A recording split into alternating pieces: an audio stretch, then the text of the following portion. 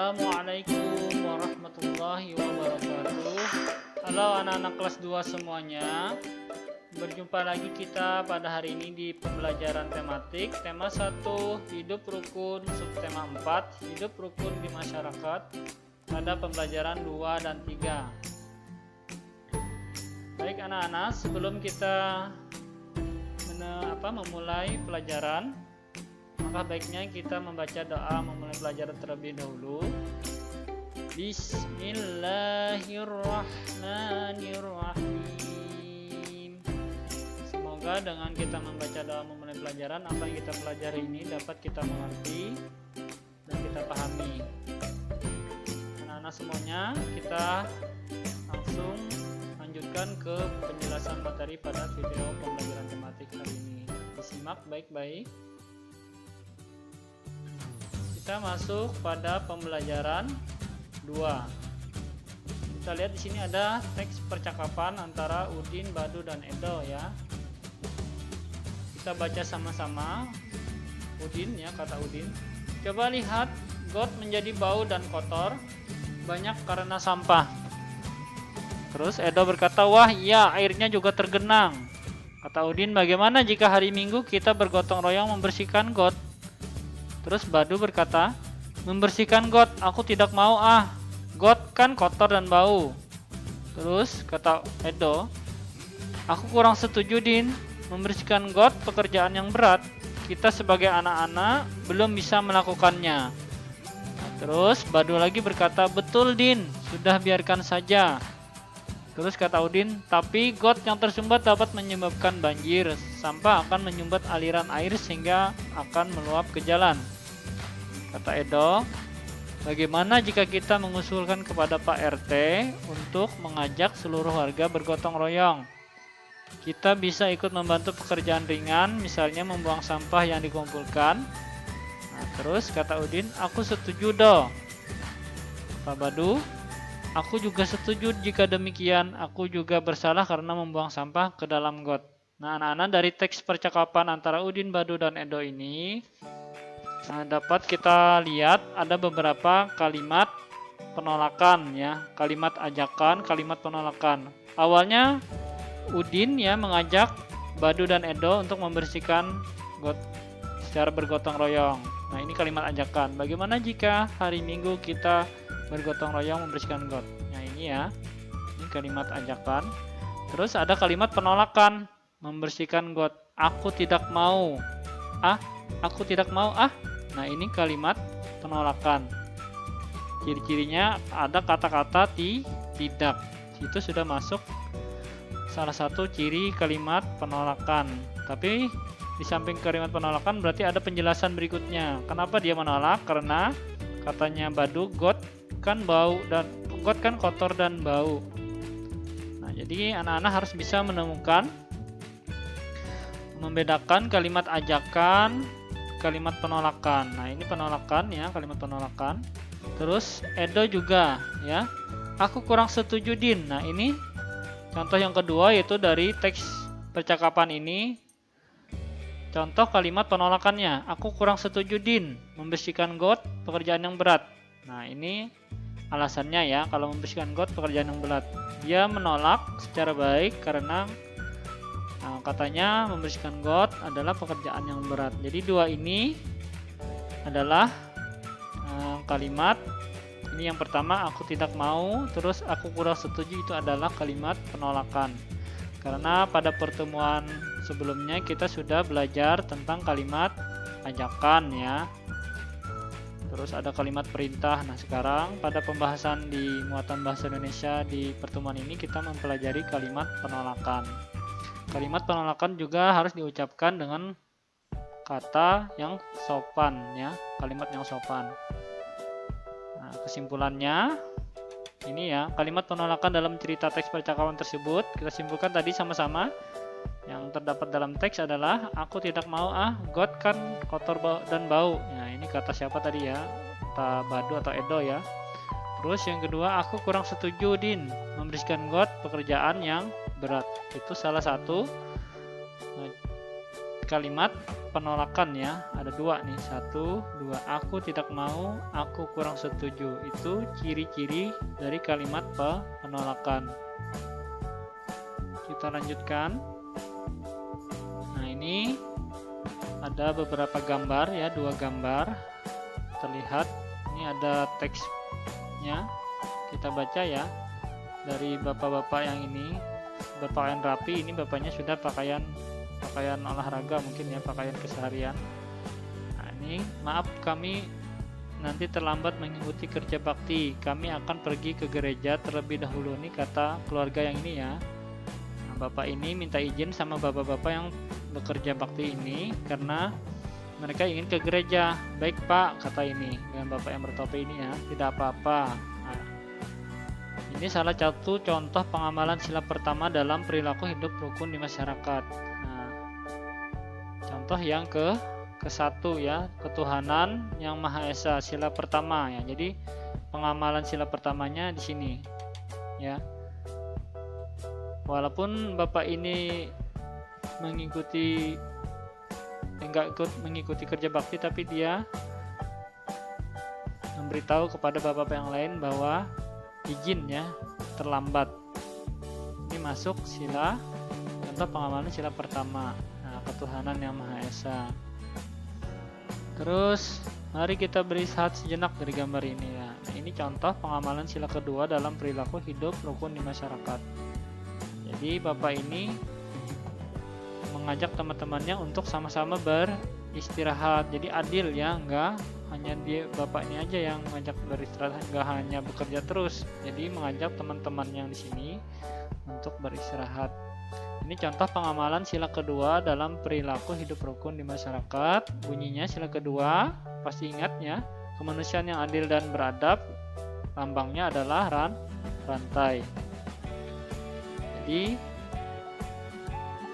ini perlu dipahami ya dari gambar ini.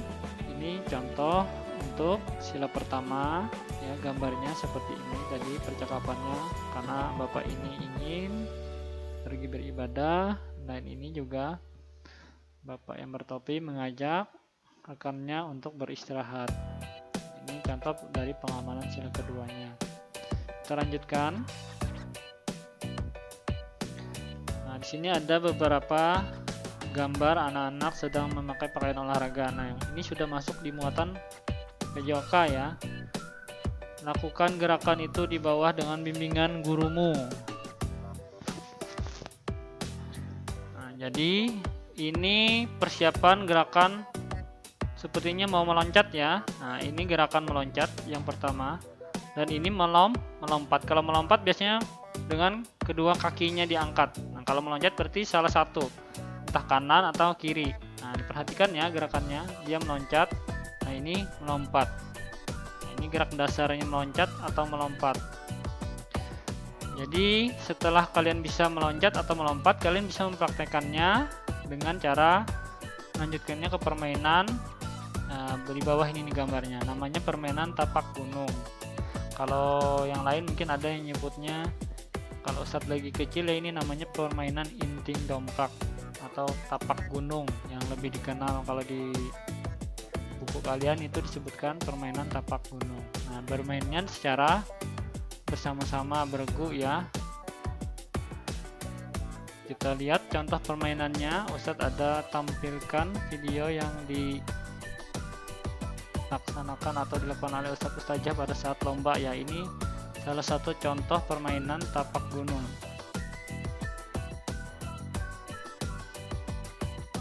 Nah, ini ya, meloncat melompat ya.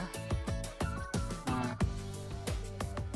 ini Ustazahnya ya, Ustazah ya, loncat dan lompat, kombinasi gerakan loncat dan melompat seperti ini bisa menghasilkan keringat ya, bisa sehat ya kalau kalian mau melakukannya bersama teman-teman.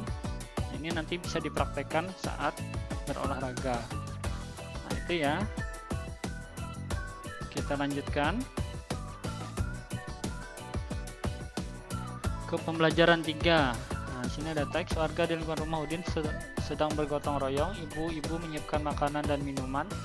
anak-anak ikut membantu, ada anak yang membantu membersihkan sampah. Nah ini ya. Terus ada yang ikut membantu menyediakan, mengantarkan makanan atau minuman. Ada juga anak yang membantu menyajikan makanan. Nah ini ya. Terus semua tampak rukun dan gembira. Ini gambar kerukunan dalam masyarakat, di masyarakat ya. Terus mungkin kalian pernah ya, kegiatan gotong royong apa yang pernah kamu lakukan di lingkungan rumahmu? Pasti pernah ya. Coba ceritakan kepada temanmu secara bergantian. Kita lanjutkan. Nah ini gambar yang tadi ya. Ini ibunya Siti menyuruh Siti mungkin ya mengantarkan makanan. Siti tolong bawakan kue ini untuk bapak-bapak. Baik Bu. Nah, ini kalimat apa? Perintah ya. Nah, ibunya manggil Siti. Tolong, Siti tolong, perintahnya tolong antarkan atau bawakan kue. Nah, ini salah satu kalimat perintah. Di pertemuan sebelumnya sudah kita belajar ya. Nah, terus kuenya silahkan Pak. Nah, Bapak nih yang berduduk ini ya. Tidak, terima kasih Nak. Bapak masih kenyang, nanti Bapak ambil sendiri. Nah ini contoh kalimat apa? Dalam muatan bahasa Indonesia kalimat penolakan. Ada kata-kata tidak, tapi ditolak dengan secara sopan. Tidak, terima kasih. Nah terima kasih ini yang membuat kata-kata Bapak ini menjadi sopan ya. Di menolaknya tidak kasar. Tidak, terima kasih Nak. Nah, penjelasannya apa? Karena Bapaknya masih kenyang katanya. Ini contoh kalimat penolakan yang baik dan sopan. Terus ini juga ya, gambar yang di atas ini yang banyak ini kuenya Pak, silakan dinikmati. Silahkan air minumnya Pak. Terima kasih Siti, kebetulan Bapak sudah haus. Nah ini kalimat menerimanya ya, menyetujui, kalimat penyetujuan. Terima kasih, nah itu setuju. Kebetulan Bapak sudah haus nih, alasannya dia menyetujui karena Bapaknya haus. Jadi dari teks percakapan ini yang termasuk kalimat penolakan ini ya, tidak, terima kasih Nak, Bapak masih kenyang, nanti Bapak ambil sendiri. Gambar mana yang menunjukkan sikap rukun di masyarakat? Yang rukun yang ini. Nah, yang Ustaz kasih tanda nih ya, panah nih. Ini lagi Bapak beristirahat. Ini ada yang membantu buang sampah, ada yang membantu mengantarkan makanan, ada yang membuat makanan ibu-ibunya ya. Terus gambar manakah yang menunjukkan penolakan? Nah ini, yang Ustadz tandain ini dari panah ini Ustadz. Nah ya, ini kalimat penolakan di sini. Gambar yang menunjukkan penolakan. Pernahkah kamu menolak pemberian orang lain? Tentunya pasti pernah ya, tetapi dengan alasan yang tepat dan penolakan kata-katanya kata-kata yang sopan. Kita lanjutkan. Kegiatan gotong royong di perumahan Udin terlaksana dengan baik. Ibu-ibu menyiapkan banyak makanan untuk peserta gotong royong. Nah, ini ada 95 kue bolu dan 120 kue lemper. Kue itu disajikan dan dimakan 158 buah. Berapa sisa kue sekarang? Ingatlah perjumlahan dan pengurangan yang sudah dipelajari sebelumnya. Nah ini kalau ada 95 kue bolu dan kue lemper. Nah, kalau mencari jumlah keseluruhannya berarti dijumlahkan, ditambah. Terus kue itu disajikan, dimakan 158. Kalau dimakan berarti hilang ya, jadi tanda kurang. Kita lihat penjelasannya. Nah di sini tadi 95 ditambah 120 dikurang 158. Ini jumlah kue seluruhnya tadi ya. Nah, berarti tanda tambah, untuk menjumlahkannya tanda tambah. Cari keseluruhan kue tadi. 95 tambah 120. Karena dimakan berarti tandanya kurang. Hilang ya, karena dimakan kan hilang, berarti kurang. Dikurang 158.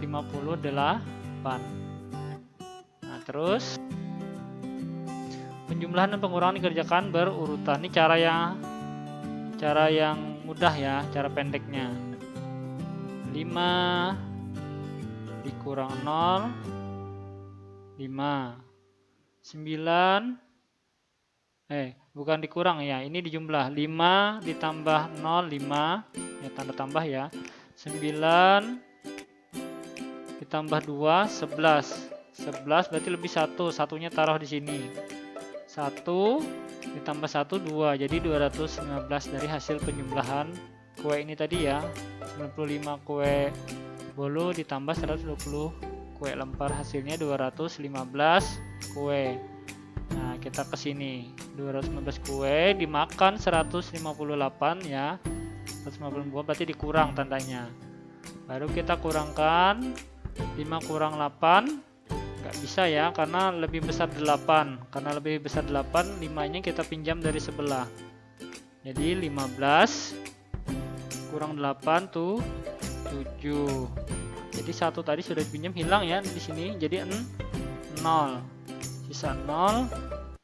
0 kita pinjam di sebelahnya. Karena ini ada 2 lebih besar 0 kurang 5 nggak bisa ya. Jadi pinjam di sebelahnya. Jadi 10 di sini ya.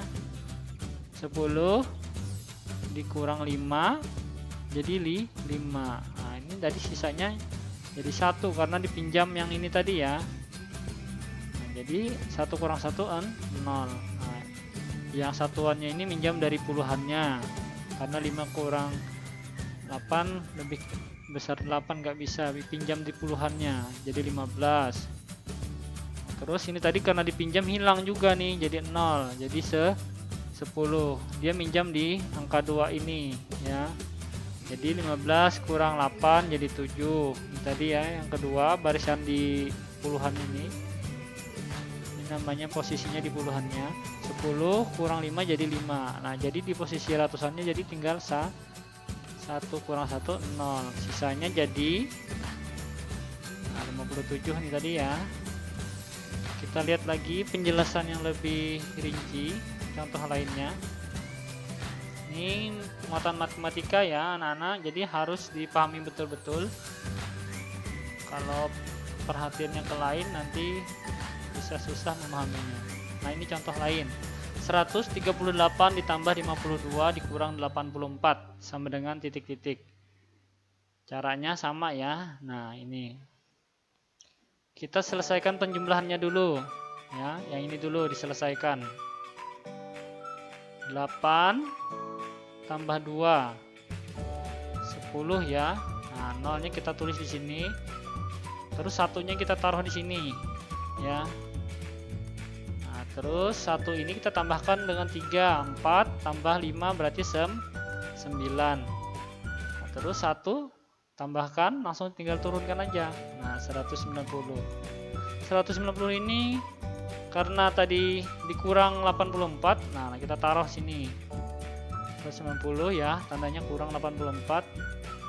0 dikurang 4 nggak bisa ya, jadi kita pinjam di sini di 9 ini. 9 ini di posisi puluhan, ini satuannya 0. Kita pinjam jadi 10 ya. Berarti di sini sisa 8 karena 9 tadi kita pinjam. 10 kurang 4 jadi 6. Nah, ini karena dipinjam oleh yang ini, bagian yang sebelah kanan ini ya, oleh yang 0 ini tadi. Jadi 8 kurang 8 0. Terus ini satunya tuh turun ya. Seperti itu. Jadi jumlahnya adalah 106. Kita lihat lagi ini contoh yang lainnya, yang kedua. Nah, ini hasilnya tadi ya, 106 totalnya. 138 tambah 52 kurang 84, hasilnya 106. Caranya seperti ini, ditambahkan dulu, dijumlahkan dulu, terus dikurangkan. Hasil dari penjumlahan ini dikurangkan lagi ke sini ya, berurutan. Mudah-mudahan bisa dipahamin. Nah, disimak lagi. Ini 225 kurang 115 ditambah 90. Nah, ini dikurang dulu ya, baru dijumlahkan. Tadi dijumlahkan baru ditambahkan. Nah, ini contoh yang beda. Kita lihat penjelasannya, cara penyelesaiannya. Nah, 5 tandanya ingat dikurang dulu. 5 dikurang 5 0. 2 kurang 1 ya 1. 2 kurang 1 tetap 1. Hasilnya 110. Terus 110 ini tadi tambahkan ini. Nah, berarti kita cara menurun. Tulis di sini 110. Nah, kita jumlahkan tandanya, tanda tambah plus 0 tambah 0 0. 1 tambah 9 berapa? 10. 0 itu kan? Karena ini masih ada di sini yang harus dijumlahkan. Nah, satunya naik ke atas sini. Nah, tadi kan 1 tambah 9 10. Satunya taruh di sini. 1 tambah 1 2. Hasilnya 200 hasilnya ya. Nah, mudah-mudahan bisa dipahami ya, karena ini muatan matematika. Anak-anak kelas 2 semuanya insya Allah mudah-mudahan bisa dalam menjumlah dan mengurang ya. Ini sudah ada 2 pengurangan penjumlahan atau penjumlahan pengurangan. Kita lanjutkan. Nah, kita ke muatan keseniannya ya, SBDP. Ini sudah masuk di muatan kesenian. Ayo berkreasi, kita berkreasi. Di sini kita baca, ibu-ibu menyiapkan kue-kue untuk peserta kerja bakti. Ada kue lemper dan terbuat dari beras ketan. Nah, kue lemper itu terbuat dari beras ketan. Beras ketan dapat dipakai untuk membuat hiasan. Begitu juga dengan biji-bijian yang lain. Membuat kreasi ya. Bahan dan alat yang digunakan. Pertama ini kertas gambar, lem kertas atau lem kayu, berbagai biji-bijian misalnya kacang hijau, bisa ya, biji kedelai, jagung dan lain-lain. Yang jelas bentuknya biji-bijian ya. Kacang tanah Ustadz bisa nggak? Bisa. Yang jelas biji-bijian ya, kacang tanah dalam bentuk biji, jagung, kedelai dan yang lainnya. Pensil ya, untuk membuat sketsa ya, gambar awal. Cara membuatnya, nah buatlah sketsa gambar yang akan hias. Nah, ini pensil tadi gunanya untuk membuat gambar awal ya, sketsa atau malah gambar awalnya untuk kita menempelkan biji-bijian tersebut. Oleskan lem sedikit demi sedikit pada gambar yang akan ditempeli kertasnya. Jadi setelah jadi gambar kita oleskan lem sedikit-sedikit, ini gambarnya ya, jangan sampai berlemotan, jadi harus rapi sesuai di dalam garis ini. Setelah itu baru kita tempelkan biji-bijian pada gambar yang telah diolesi lem tadi ya. Jadi kalau mau warnanya beda, otomatis warna biji-bijiannya harus beda juga ya. Nah, contohnya seperti ini. Ini hasil dari contoh hiasan atau hasil karya dari biji-bijian. Nah, ini ada gambar burung, kupu-kupu, bunga matahari dan ikan. Ini sepertinya dari kacang hijau ya, kalau kita perhatikan biji kacang hijau, ini jagung, ini ada beras ya, beras padi itu ya, padi ya, yang belum jadi beras, ini benihnya. Nah, ini jagung. Kalau disusun jadi indah ya, jadi bagus, jadi hiasan. Ini juga ada kupu-kupu. Nah, ini yang di luar-luarnya ini sepertinya biji kacang hijau, ini kacang kedelai ya. Nanti susun, tapi sebelum nyusun ini kita harus gambar dulu ya, gambar kupu-kupu dulu. Setelah kita gambar tadi urutannya, terus kita kasih lem, baru kita tempelkan semua biji-bijiannya. Nah, ini contoh yang lain yang lebih bagus ya, gambar bunga matahari. Nah, ya, semuanya dari biji-bijian. Ini juga ada gambar ikan. Nah, jadi kalau sudah seperti ini terlihat bagus ya, bisa dibingkai dan terus ditempelkan. Jadi harus ingat urutannya, hasil cara membuat hiasan karya dari biji-bijian tadi ya. Kita buat dulu sketsanya, nah, gambar burung dulu misalkan, atau gambar ikan atau kupu-kupu. Buat dulu gambar memakai pensil ya, memakai pensil. Setelah jadi baru olesi lem gambarnya ya, baru kita tempelkan dengan biji-bijian yang bermacam-macam warnanya. Hasilnya seperti ini ya, sangat baik sekali. Nah, anak-anak, selesai sudah pertemuan pembelajaran tematik pada hari ini. Mudah-mudahan dengan kalian menyimak dan menonton video pembelajaran pada hari ini, dan mudah-mudahan Ustadz berharap bisa dipahami dan bisa dimengerti agar menambah pengetahuan kalian ya pada pelajaran hari ini. Kita tutup dengan bersama-sama membaca doa selesai belajar atau penutup pelajaran. Alhamdulillahi Rabbil Alamin. Ustaz akhiri, assalamualaikum warahmatullahi wabarakatuh. Sampai bertemu lagi pada pertemuan selanjutnya.